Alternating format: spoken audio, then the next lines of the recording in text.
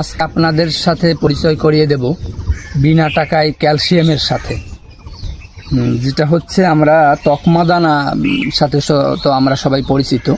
তকমা দানার থেকে বেশি উপকারিতা, বেশি ক্যালসিয়াম পাওয়া যায়।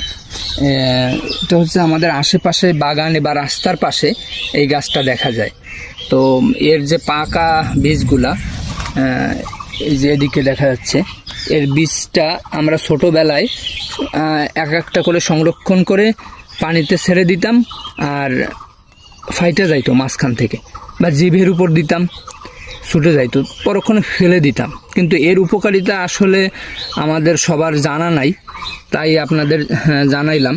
আর এর বীজটা হচ্ছে সংরক্ষণ করতে হবে ফাটানোর পরে। এই যে দেখতে পাচ্ছেন বীজগুলা, এই বীজগুলো হচ্ছে সংরক্ষণ করে সকালবেলায় খাইতে হবে, রাতে ভিজায় রাখতে হবে 1 গ্লাস পানিতে পরিমাণ মতো।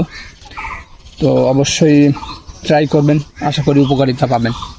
ধন্যবাদ।